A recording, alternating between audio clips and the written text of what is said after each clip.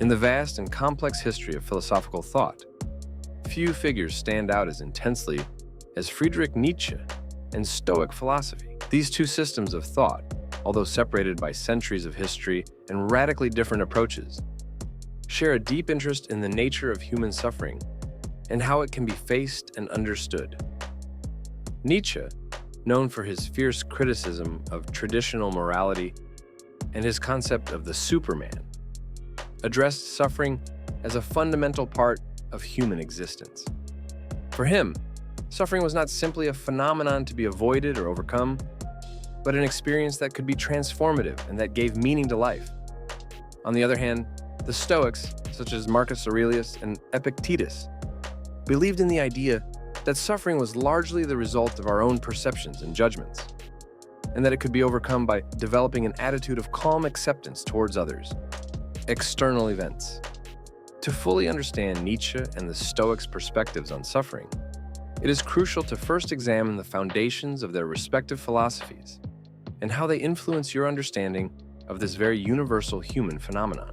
Nietzsche and suffering as the driving force of life. For Nietzsche, suffering was an essential aspect of human existence, inseparable from life itself.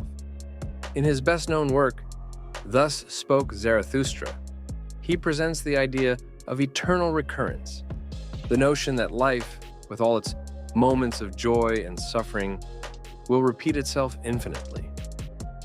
This idea, far from being hopeless, for Nietzsche represented a challenge to live life fully and authentically, even embracing suffering as an integral part of that plenitude.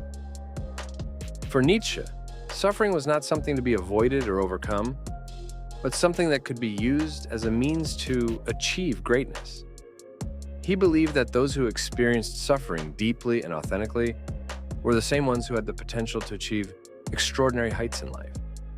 In this sense, suffering was not an obstacle to life, but rather an engine that propelled people towards greater self-realization. The Stoics and the acceptance of suffering. In stark contrast to Nietzsche's perspective, the Stoics approached suffering from a position of acceptance and resignation. For the Stoics, suffering was largely the result of our own perceptions and judgments about the world. They believed that by changing our way of seeing things and adopting an attitude of calm acceptance toward external events, we could greatly reduce the suffering in our lives.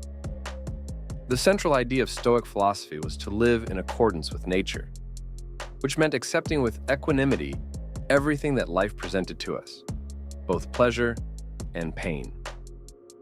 For the Stoics, suffering was an inevitable part of life, but also an opportunity to practice virtue and self-control.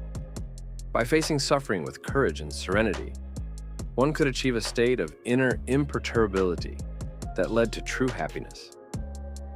Similarities and differences. Despite their fundamental differences, Nietzsche and the Stoics' ideas about suffering share some important similarities.